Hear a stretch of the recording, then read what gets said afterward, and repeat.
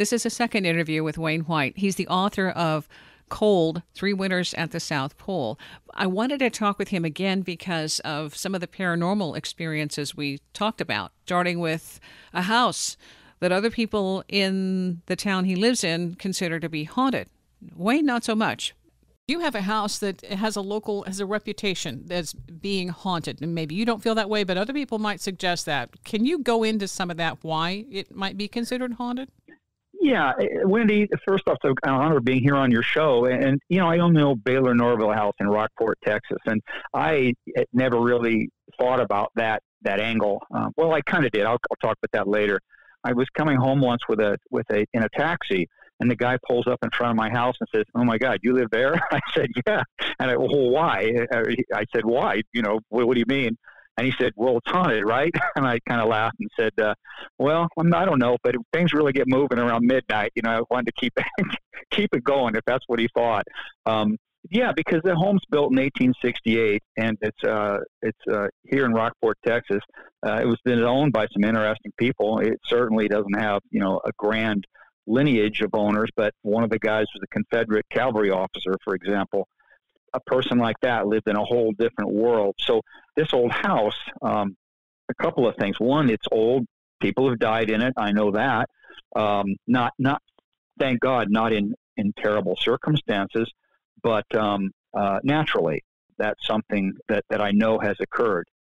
Yeah, naturally, but sometimes that doesn't mean that they leave, because if they're happy, sometimes that's why they stay. Yeah, and listen, I let me start with something that I think it's important people would understand where I come from in this. I was looking at the word skeptic, and I would be one to say, well, I really don't, really believe in some of these things. But then again, if I start going through my life and the things I've experienced, I really have to say, well, wait a minute, what are you saying there?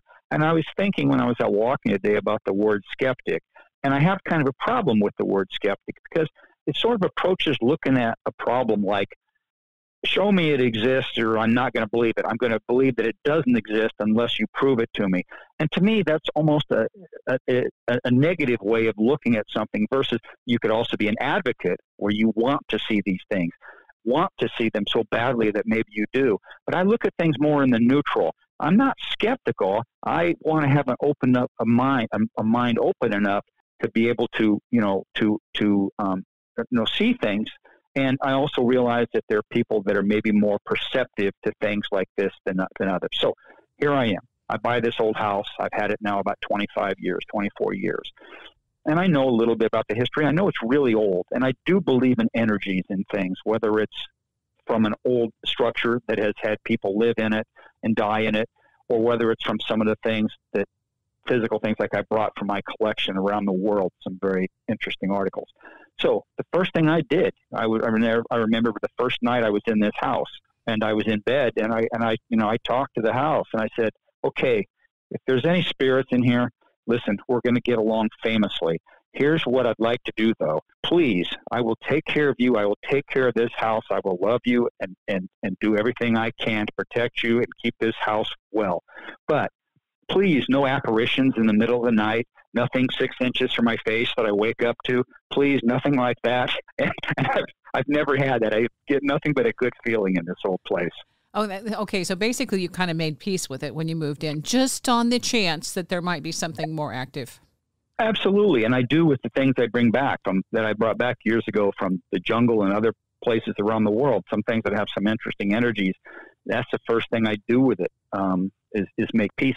And I don't know. I like you mentioned about the natural causes. Yeah, that doesn't mean a spirit couldn't still be there. It's just that in these cases of great trauma, I just think that there could be a real negative aspect to that maybe, and that would be something that would be maybe a little bit different than a natural death. But I don't know. I'm certainly no expert on it. Okay, so saying that, it hasn't really been a big presence for you, but have other people, when they visit or come to your house or house sit, have they had experiences? Well, let's see. We had one experience once where my house was broken into. I was overseas, and I got home, and house hadn't been opened in months, and I was walking through the house, and I keep it really perfect and clean and all locked up at that time, so no one would have been in here for several months. And I walk into my old green room that I'm in now, and one of these old rifles that I have is sitting on my leather chair. I didn't leave it there, and I thought, well, that's odd. But then again, once the doors are closed in this place and I'm gone, who knows what goes on in here? So I was fine with it, and I just placed the rifle back where it went. Went through the house. Nothing was really missing or moved around or anything like that. Then I found a little bit of some broken glass, tiny little bit. And I saw, hey, a window had been broken. It was a little pane, and then from that, the window could be opened, but it was shut. So they just reached in or whatever. Well, anyway, I thought. But I had a friend come over, and he's Chinese, and he's quite superstitious, and he was looking at it, and he said, Wayne, this has been broken from the inside out. So I don't know. Okay. So that one's curious. It still remains unknown. Yeah, that's unknown. So who knows? And my wife has told me that people have said the same thing to her when she says, "Oh, you live in that place," and she'll just say, "Yes, we do," and everything's fine. But it's just amongst some of the older people here that know, they know it's the oldest house in town, and it would have certain things. But I don't know of any real stories. Although I do know a story about a fellow that died in the house, but it's actually a good story, and it was. We do have one guy that lived here. His name was Uncle Bill, and we've talked to his descendants about his time on Earth, and he was known as kind of a curmudgeon. He wasn't liked by a lot of people, but he had lived here for many years, and one day there was two doors down, there was a death in the family. An old guy passed away, and they were related. Uncle Bill and this guy were cousins or something. They were related. So they had a wake in the other person's house for the dead fellow, which they did back then, a wake. And so Uncle Bill went to the wake, walked down the two houses, goes to the wake, leaves at some point, comes back in this old house, and at some point drops dead in this house. Well, someone found him shortly after, dead in the house. And the talk for years that Uncle Bill did that on purpose just to one-up the guy that was having the wake. So, and that would do it, yeah, upstage. Yep. Okay, well, that's not spooky. That's not spooky. No. However, given when we previously talked, and that was about your book, Cold, and the fact that you have done some traveling, and you are a Marine, we're a Marine. Yes. You've also visited some places that some people would consider highly, highly haunted, and not necessarily the best place to go camping. So definitely, yeah. I can talk a little bit about that. There's, I do believe in energies, and for some reason, I'm drawn to like battlefields and sites of great struggle, and so I've been to battlefields, particularly in remote areas around the world, and one that really kind of loomed large. And by doing this, I was never seeking any kind of paranormal experience. That just wasn't my thing. I'm more interested in the guys that fought there and the great, the great sacrifice those men made. And one of the places was many years ago. I was in South Africa, and I'd always been drawn to the Zulu War of it was around 1870, 1879, right around there. And where the British went down and they were going to conquer the Zulu king because he wouldn't fall in line with what they wanted. And so Lord Chelmsford, had a large contingent of British troops and some natives with them, and some other folks that marched in the Natal province into Zululand, and they were going to, stop this insurrection amongst the Zulus. And the Zulus really weren't doing anything other than following their traditional ways. And I think that it was more of a land grab type thing, and the British knew they'd have to do something with this Zulu king and this kingdom in order to accomplish what they wanted. So they marched in there, and you read the guys' diaries, and they would basically say the only thing they were afraid of is that the Zulus would run and not fight because these Brits wanted to fight. Well, they got to fight, and they got it at two different places. One was the Sandawana, and the other was at Rorke's Drift. And I walked, in 1993, I walked from Pietermaritzburg to the battlefields at Rorke's Drift and Sandawana. It was about 120 miles.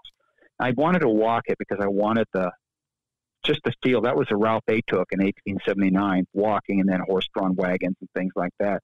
And I thought that long walk would give me a better appreciation of when I got there, even though the seasons were different. They were in wet season. I was in a drought. Nonetheless, I got to see those same mountains that those troops would have seen, and got to those same battlefields.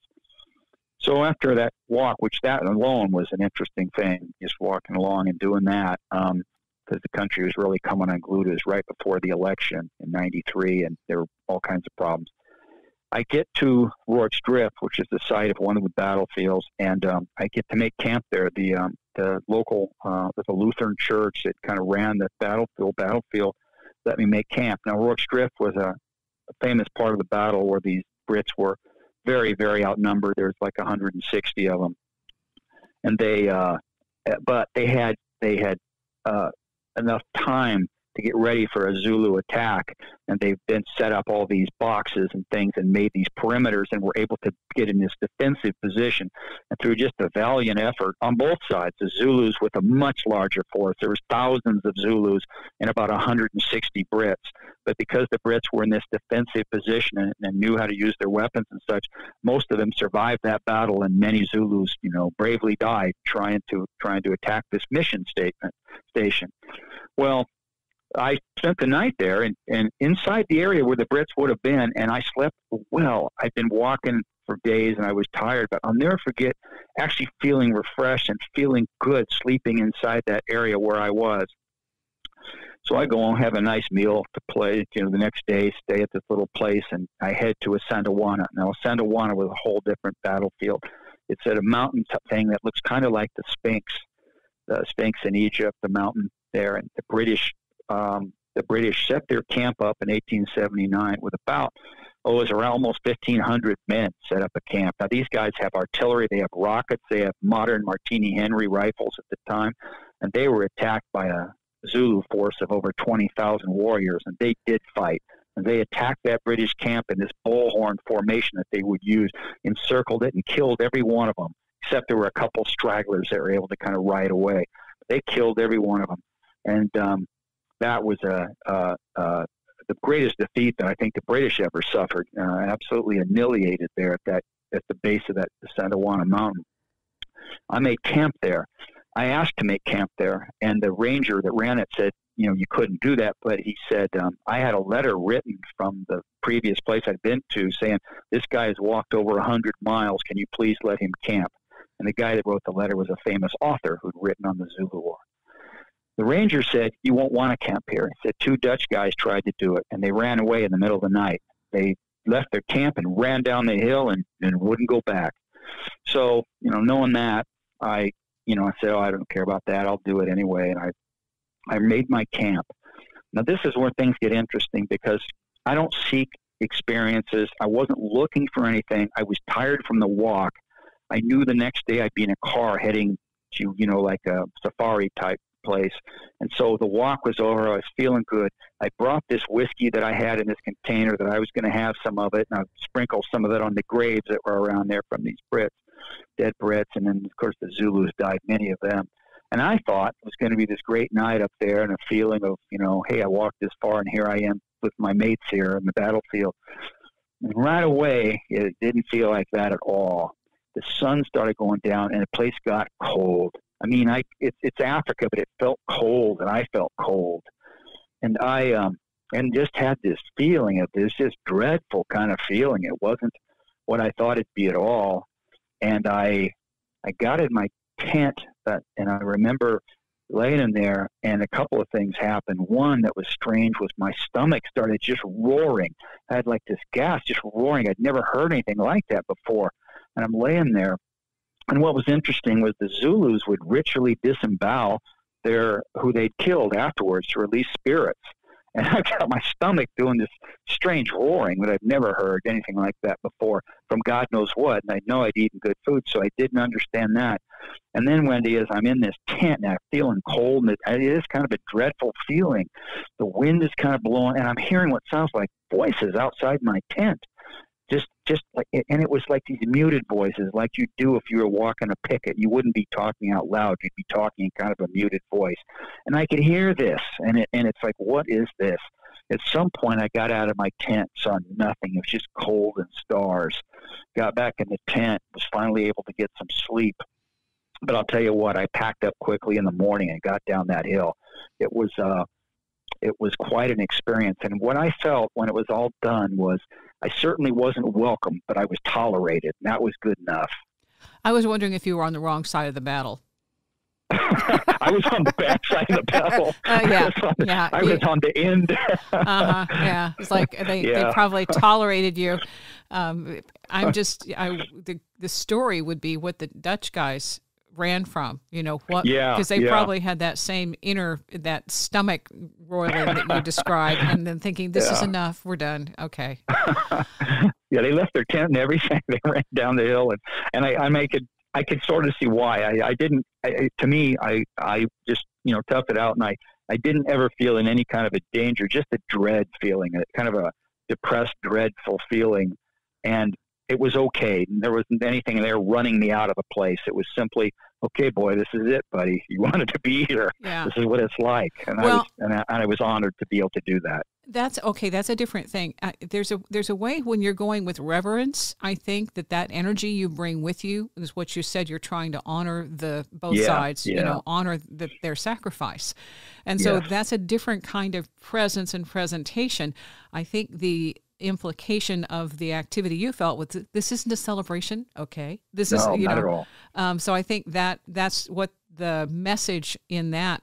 And that's just my personal opinion, was saying that this is not a party. This is not, the Dutch, they may have had a different kind of expectation, and you don't know if their welcome was a little more enthusiastically cruel than yours. Yeah. I wouldn't doubt it. I wouldn't, something like that, because I go into any kind of story I have that's sort of like this with great reverence toward and then same within this house. Great reverence for anything that's been here before me and might still be around.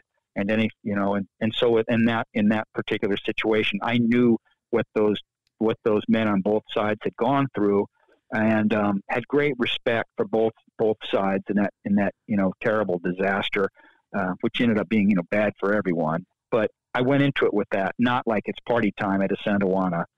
You also collect artifacts, and you have an artifact room in your house, I think, which also is part of the reason that the broken glass was there and the shotgun was on the chair. I picture Night at the Museum and with all of these kinds of things. Can you talk about some of the most unique elements? Yeah.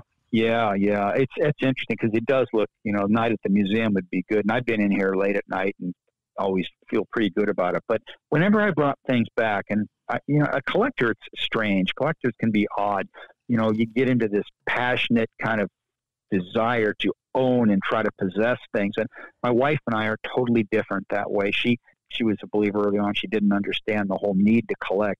And now I kind of get it. And now I've broken that where I don't need to own anything, because what I've learned is you don't really own anything anyway. Mm-hmm. You just have it in your possession. But having it in my possession isn't bad, because then I can pass it to other people that do versus it sitting rotting somewhere. So there's a plus to it. Nonetheless, I would bring things back from different places I've been in the world, like Africa, New Guinea, the Amazon, and other places. And a few pieces here are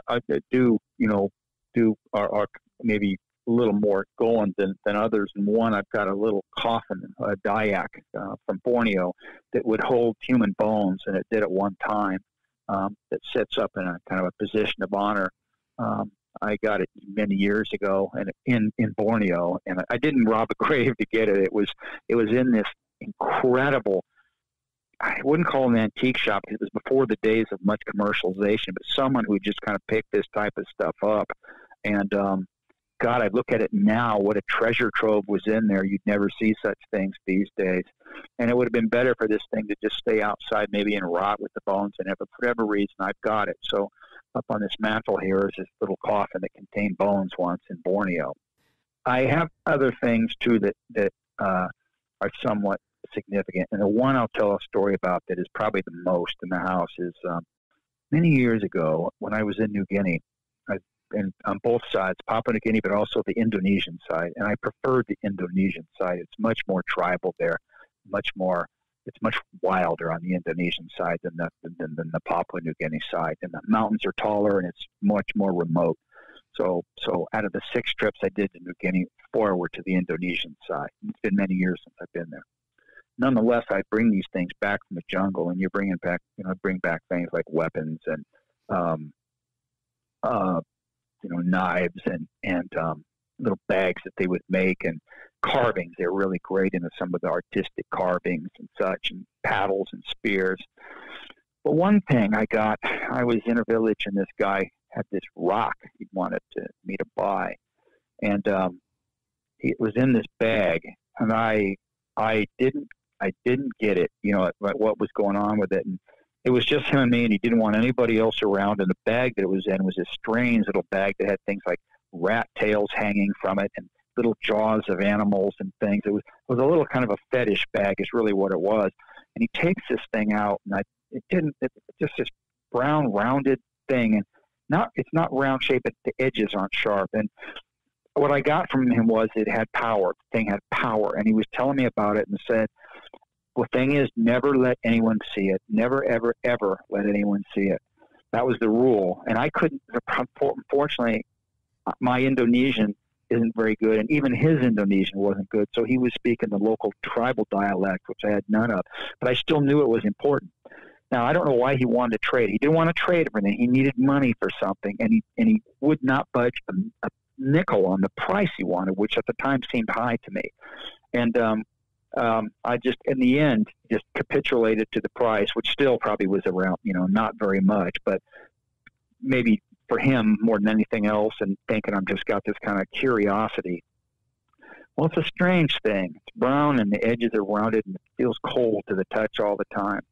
I don't know why, but it just seems like it is. And I had a few things with it through the years. And what it's taught me is you shouldn't mess with things that you don't understand. And I don't know what this thing really was, but I do think there's something going on with it. And I used it for several things through the years. And one, which I will talk about, was a tragedy that I'd love to say is was just a fluke, or but it just was too odd. And that was I had a little cat that I took in. We have many, many cats. This cat had a malady and was taken to the vet, and I was given a prognosis that was bad. And it was some kind of maybe a cancer or something, a bone thing in a joint. And they were looking about was it spreading, and they said, we'll bring her back in about 6 months. Well, she was still kind of limping around a little bit, and I was just terrified because this poor little cat had problems from the start about bringing her back to the vet for the next prognosis, which was going to, maybe be worse. And I used that rock, and I used it the way I would use it, touched it to her, said some words, touched it to her. She was afflicted. A friend of mine took her to the vet because the friend actually worked at that vet, which was a ways away. So she stopped by and picked her up. Her name is Mary, the cat. Put Mary in a little pink case, took her to the vet. And then I was thrilled when she called me on the way home and said, Mary's fine. Mary's okay. Whatever this is, it's not grown. It's nothing. She's just going to be fine. And I was happy beyond belief. So my friend dropped Mary off. I got the little pink case, took it out of the car, brought her into the house, and I was just getting her out of the case when I get a phone call. And it's my friend who had just taken Mary to the vet, and she had pulled into her driveway and killed another of our cats at that moment. And I just thought, what are the chances? That little cat was over there for years. It's kind of a jointly owned little thing, cute little cat.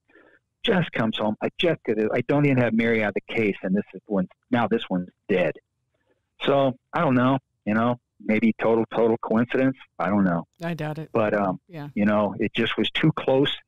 I mean, like, she wasn't even out of the case yet, and it was like something said, "Okay, you got Mary, but I got this one." Yeah. I don't know.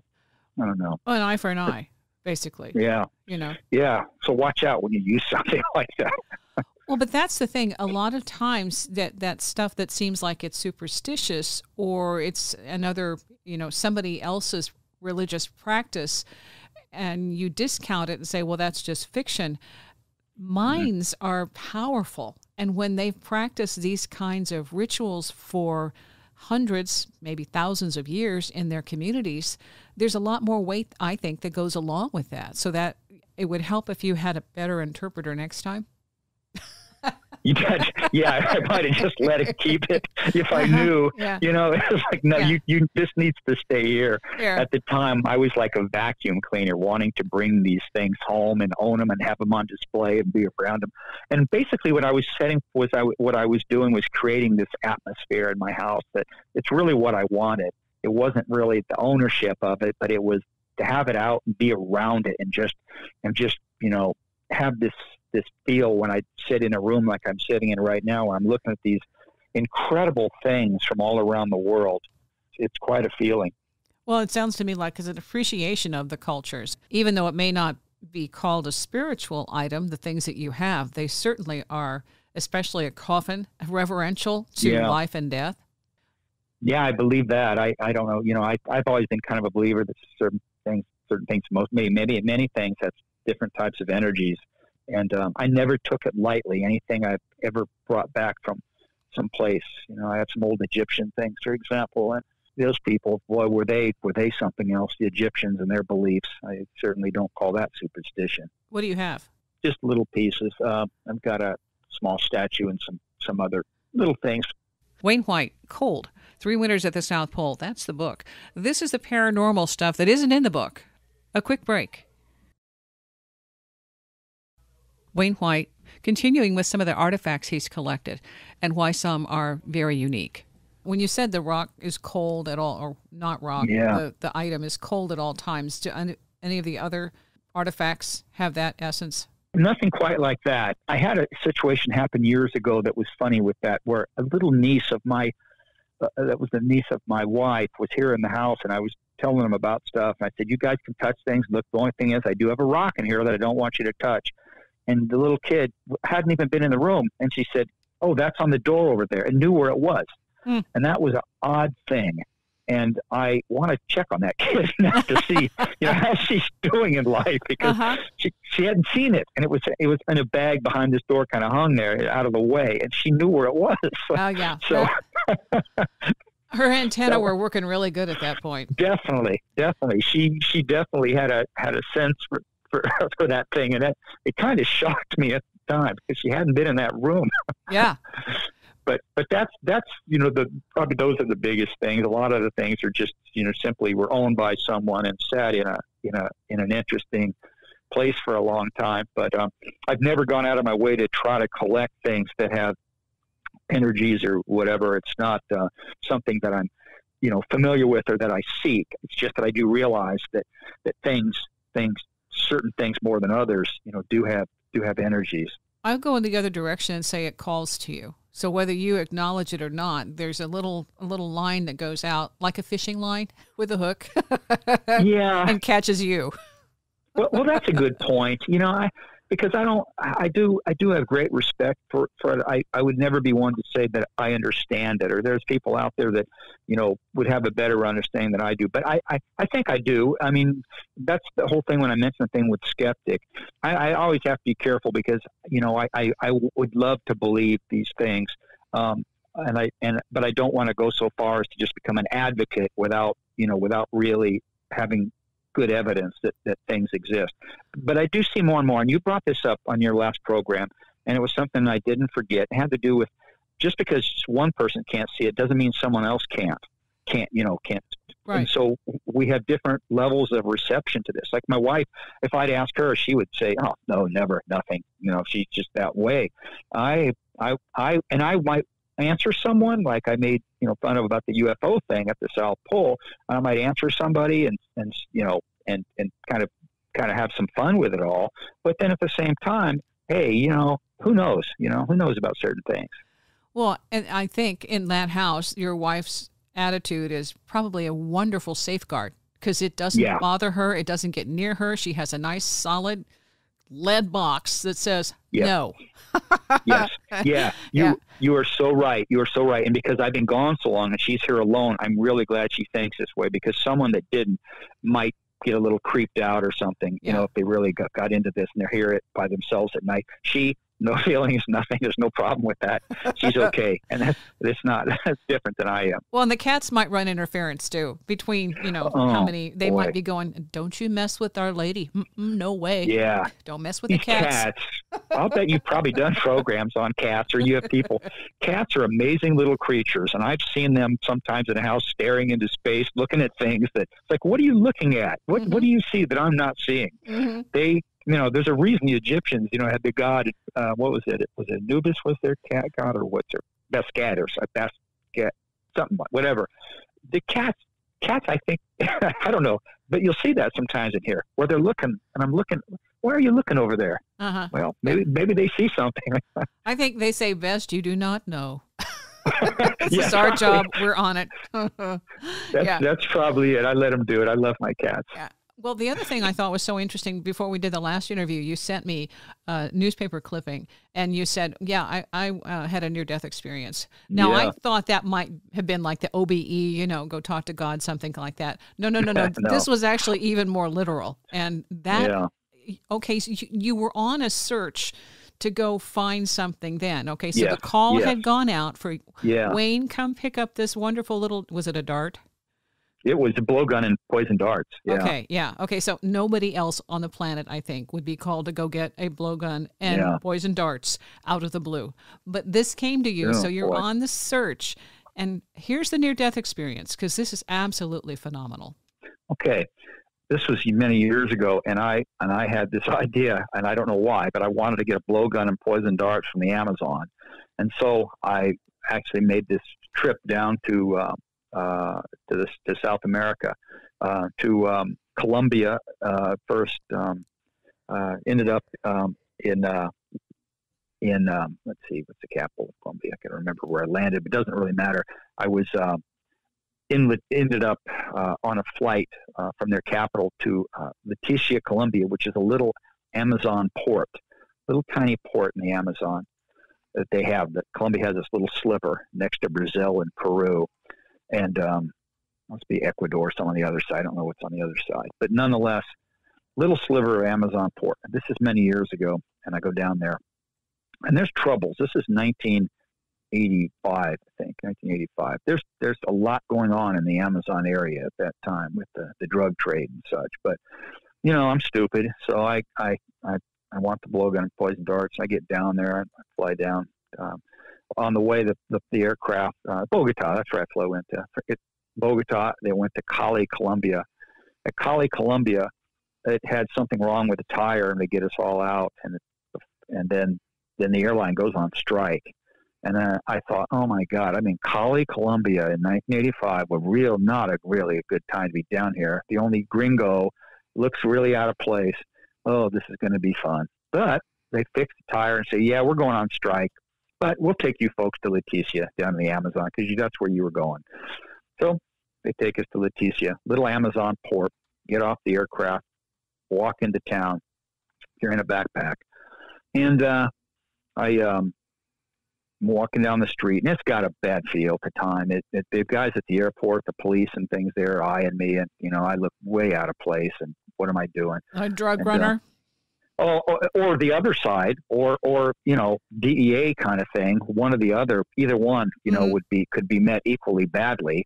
And so, I head into the little downtown, and it's the Wild West. These little buildings, and they're playing this raucous music out on the streets, and it's really a raucous, crazy little Amazon port. And I stay in this little hotel thing on, by the Amazon there, and well, you hear like gunfire at night, stuff like that. It's really crazy. And I get a boat to take me upriver, to take me to a tribal group that I knew was up there. And I figured I could get a blowgun and poison darts and camp out a few days there. So I get in the little speedboat, takes me upriver, drops me off at this little Indian village that's right on the Amazon there. And I tell the guy, come back in a week, I'll be here. And then I go into this village, and people look at me, and I end up getting a guy to just take me out in the bush and make camp. And so I make camp my tent and get to experience things like the ants in the Amazon. Amazing creatures, they really are. I've never had insects watch me eat before, but I swear these things would swarm you. And they were big too. But so I did it just a day or so of that. I could see I really wasn't going to make much headway out in this bush. And I headed back into their village. I did get my blowgun and poison darts. It was too early for the guy to pick me up and to pick me up. So I ended up in a dugout canoe. And these guys, these tribal guys dropped me off on this island in the middle of the Amazon. And then they say, you'll get a ride from here. So now I'm on this island in the middle of the Amazon. And I walk, it's a big island. The Amazon's huge there. It's miles across or more. So this thing's a, big island. It's not a little thing. It's big enough where I actually just make camp. I make camp on the island, and it's, mile across or whatever or more. And so, I then the next morning, break camp, and I decided I better get, walk around and see where I can catch a boat from here. There's no people. I saw nothing, just lizards and monkeys and things. So now I'm stuck in the middle of the Amazon on an island with lizards and monkeys. But I walk and I hear this noise, and there's kind of construction going on. I walk up on this thing, and it's this lodge kind of thing being built. And I walk in there, and they're real shocked to see me. And there's one guy that seems to be kind of in charge, and he's either Colombian or probably he's Colombian, I believe, and he's dressed real nice clothes, not like these kind of construction guys that are building things. He's wearing gold chains and nice clothes, and he's got a girlfriend that's Brazilian wearing this little mini skirt. They're really out of place for the kind of a lodge operation thing, although he was in charge, obviously, but he's sitting there having a drink. And, well, he wants to know who I am right away and, questions me and who I am and all that. And I, talk to him, and basically I'm just a dumb American down there looking for a blowgun and poison darts, which I have. I'm carrying the blowgun and poison darts. Thank goodness. Because where this is going with this guy, and it did end up being a lot more later, I found out. But nonetheless, we're talking, and I convinced him who I was, and he was a nice enough fellow. But one funny story was do we have time? Are we okay time-wise? Yeah, go ahead. Well, I put the blowgun and poison darts on the ground, just laying there while we're having a drink, and he's, asking me who I am and all this. And I look down, and the blowguns the poison darts are gone. Well, there's this monkey that was their little pet. I mean, they had little spider monkeys all around. Or squirrel monkeys. They're almost like a squirrel, they're not so monkeyish. But the one they had was like a little rhesus monkey. He was cute. He had a little name. He'd come and climb on you and lick you and stuff like that. And he was I don't know what his name was, but whatever, he was cute as heck, and he was their little pet. He's got my poison darts, the monkey, and I'm thinking, oh no. So next thing you know, I'm chasing this monkey, and he's running with my poison darts, and boy, those monkeys are fast. And all I'm thinking of is he's going to kill himself with these poison darts, and they're going to kill me. Yeah. And so, boy, this monkey, he's a monkey. Fast. He's playing. Oh my God! He runs down to the water, and he jumps in his boat, but he drops the darts. Thank God! So I get him back. I dodge that bullet, get back, and the guy, he's really nice, and he says, hey, Wayne, I'll give you a ride back down river. And other than a speedboat, it cost me a bunch of money, but he was willing to do it for free. He said, I'll go down there anyway. Well, anyway, so he gets his girlfriend loaded up, and later we go down, and he gives me a ride on a speedboat all the way back down. And I'll never forget, last time I saw him, he waves me, and then I found out later a little more about that guy in the story. But nonetheless, for now, I head back into Leticia. And as I'm walking through town, I see the little Avianca office that had gone on strike is now open. Because that was the other thing. They're on strike. I have no way to get out of this place. So I don't know how long I'm going to be in Leticia. But the little box, the little tiny office is open. I go in there, and this woman's there. And it's like, okay, I want out tomorrow. When can I go? I got my blowgun and poison dart. And so I say, when's the next aircraft? She says, mañana. I say, okay, mañana. And then she goes, no. I go, no, mañana. I'll go to mañana. And she keeps telling me this stuff, and I can't understand it. It's mañana, there's an aircraft. I say, I want to go. And then she says, no, the aircraft, not an Avianca. I don't really understand what she's saying, but there's an aircraft. And I finally just give up.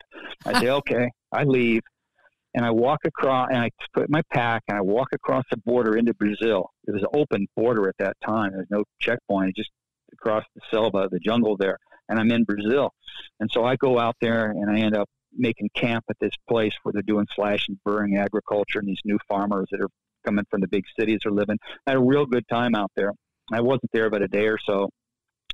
And I then finally thought, oh, well, I better get back to Leticia, see what's going on there. So I walked back across the border. It's a number of miles that I've walked back across the border, and I get into Leticia. When I get into Leticia, the little raucous town, instead of the kind of raucous type, happy music they play on the street, they're playing this somber funeral type stuff, real somber stuff. And as I'm going down the street, this guy runs out of this building and says, "Senor Blanco White." Says, "Senor Blanco, the American Embassy is looking for you." I said, boy, why would that be? And then I put what's happened all together. What happened was this. When I went in that Avianca office, asked to leave. The woman said, no, I couldn't get on a flight. The flight wasn't an Avianca flight. What happened was they brought in, since Avianca was on strike, the government knew they had to get people out. They couldn't leave them stranded down in Leticia forever. So they flew a little DC-6 in that loaded up around 77 people total with the crew and all. And I would have been on that flight. I was on the manifest to be on it. All she was telling me was it wasn't an Avianca flight, but there was a flight the next day. And I didn't understand it. I thought there was no flight. So I crossed the border and then ended up in Brazil. That flight took off and at 10 miles out crashed into the jungle and killed everybody. So they were all dead. And my name was on the flight manifest, and I ended up in the newspaper down there along with the list of the passengers. I have that framed on my wall at home here now. My misunderstanding, and all it would have taken was for me to have a little better Spanish, for her to have a little better English, or for just someone else being in that office saying, "Oh yeah, you can go. It's just not an Avianca flight." And I'd have been on that flight. So, they were identifying bodies and calling, telling my wife every time they'd identify like 10 that it wasn't me. And she made the nicest comment to them. I mean, I got to say it's pretty egotistical of me, but it was the nicest comment. She said, "If there's anyone that survived it, he will be the one." Well, I did, but not because of any great jungle adventure or, when I hit the ground, I rolled. And, I wasn't on it. That's how I survived. But they were identifying the bodies and things. And it was a terrible, terrible, terrible tragedy. Did they find out the source, the cause? Yeah, they found out. It was leaking hydraulic fluid when it flew in. People had noticed that. It was, poor maintenance. It was, it suffered some kind of a defect in the air, and they had the pilot's last transmission that says we're crashing. Oh. And then they went in, just burnt almost head down into the jungle and just burnt this kind of a hole. That's what the photo looks like, this kind of hole in the jungle. But that was one of those things where I don't know the big plan for things or how things work, but it was a real close call. And then it was another close call with those guys upriver, because what happened later was, interestingly enough, that whole thing at the time was a real front operation for a major cocaine distribution center. And without mentioning names, one of the fellows that was running that was then placed in a federal prison for 27 years. And at that time, it was the largest cocaine bust in U.S. history, and they were using animals and using this thing that was going back to a zoo in Florida to smuggle drugs in. That's what that was all about. So, I thank that guy for not shooting me. Yeah. You're thinking I was out looking at things, because he must have figured I was dumb enough that I really did want them. Because he ask me a lot what I saw, and I saw nothing but lizards and monkeys. And ants. Yeah, and ants, big ants. So I didn't say anything about, well, I saw these big bales of white stuff. And oh, yeah, good thing. That would have been the end of me. So I was dumb enough and innocent enough, and he was perceptive enough to know I was telling the truth. And I'll always thank him for that act of kindness, because that's not how he dealt with people. I don't know. I think meeting the guy who wanted to get the blow done in darts was probably very entertaining. You had to have some good stories to go along with that. Well, he laughed, and he was a jovial guy. He didn't fit in with the jungle lodge persona with these really nice clothes and gold chains and things like that. But I remember the last thing he said to me. I got out of his boat in Leticia, and I was kind of making my way somewhere just away from the boat, and I turned a certain direction, and he yelled, "Wayne, Brazil is that way." Yeah, that's the last thing he said. Just to give you a little help. Well, the stories that you have, I think part of that has to do with you when you are called to go somewhere. There's something else asking for this favor, and possibly that what you did is to retrieve something that's meant to be part of the story and meant to be part of that collection. I don't know where it's going to go after you have it, but I believe you're holding it for someone else. Yeah, everything, most things here. Some things I'll sell off that are just things, but there's a few items here that have stories and things like that. That has quite a story, and especially when I had that on the Avianca aircraft. I had the full blowgun. It's about 6 feet or so. It's not one of the biggest ones, but they're about 6 feet. I actually carried it on without the poison darts. They were in my check-in. But still, I have a blowgun from all the way to Florida. Both flights on Avianca let me do it, but I got to Florida. I walked in there. I tried to tell the agent it was a walking stick. Well, they know blowgun, so that was the end of its trip with me in the cabin. Yeah, okay. Yeah, interesting. Well, all right. What is it that drives you when you went to the South Pole? I'm sorry, and you are out walking. How many was it by the end of your tour of duty, which was like 3 years? How many miles had you? 4,000? Yeah, it was over. Yeah, it was over 3 winters and 2 summers, almost 3 years in length, and broken up a little bit. I ended up walking over 4,000 miles outside, and sometimes it'd simply be half mile out to the science building, the telescopes and back. But other times it was out much farther in the direction where was really nothing out there. And I enjoyed that incredible solitude, that incredible being alone, but not feeling alone in another way. It's like you look at the universe, or you look up and you see the stars. You're at the South Pole and there's nobody there. And then you see this magnificent aurora, and it's just a feeling that's just like nothing else. And I got to really love it. I was very nervous about it. I don't ever approach things nothing as a daredevil. Anytime I've ever been cocky in life, I've had issues, and I'm not cocky often. It just doesn't work for me. So I approach my walking very, very carefully, to being out away from that station, and how I was dressed, what I had with me, how to get back in storms and things, with great respect and caution. I didn't want crew member to have to go look for me. That would have been terrible. Yeah. Well, that's the thing. Whiteout, you have to be aware of your directions, and with no visibility, know where the heck you are. Yeah. And I used to do things once I got a level of confidence and knew more what I was doing. I'd go out in storms and spin around and try to disorient myself and then get back from there. Now, it should be said that there's people that cross Antarctica and they're on skis and they're pulling sleds, and they do that all the time. It's done, a sport thing. To me, it's more of a sporting thing than anything else. But they have food and fuel and a tent and all those things with them where they can stop. I'm out walking a few miles from the station. I don't have anything. I got to get back with what I have. So it's a little bit different thing, and you got to be really, really, really careful. I wouldn't recommend it, but I approached it cautiously, took my time, and like I said, doing those spinnings around in the storms was kind of interesting, and then get oriented to where I was. I wasn't that far out, a few miles out, I could get back. Okay, so you're basically in good condition. Did you ever do breathing exercises? Interestingly enough, like for what purpose? Because I did breathe differently there, but it was for a reason. When I would walk, I have 2 balaclavas. If you see any photos, like in my book, Cold Through Winters at the South Pole, my whole face, I'm wearing this balaclava, and they're just kind of a slit for my eyes. There's actually 2 covering my mouth, and so you can't see my mouth. And as I walk,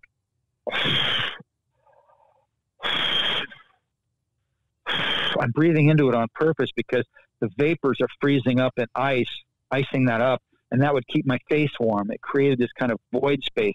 Amazing to think ice could keep you warm, but an igloo works the same way. You can be warmer in an igloo than outside, and so by walking, it forced me to breathe like that. Kind of like when you're scuba diving. Any scuba divers out there will recognize that. Mm-hmm. So I was breathing that way the whole time while I was walking for that reason, to ice that thing up, and the vapor would keep my face warm. I was curious just because of that. It isn't just, okay, I take a breath and we're good. You see, the other thing about the South Pole is you're sitting at 9,300 feet. You're sitting on almost 2 miles of ice. So not just walking, you're walking on this fairly level surface. It's got, of course, it's not flat. But the fact is you're at 9,300 feet, and there's a physiological factor that can make it feel like it's over 12,000 feet to the human body. So you feel that lack of oxygen. And that's particularly for new people flying in. They can end up having high altitude sickness coming from the coast and hitting, a feeling of 12,000 feet within 3 hours can be really bad for people. Mm-hmm. It's definitely dangerous. Yeah. That isn't something you think about unless you've done a little bit of research going to the South Pole. Yeah, and you'll feel it, Wendy. When you get there, you'll be, I was always in good shape, but every time I arrived, there's definitely a tiredness that you're getting right away from that altitude and the lack of oxygen, and it takes a little bit to get used to it. Yeah. And some people don't get used to it. Yeah, you have to get oriented. I think, what was it, Buzz Aldrin who went?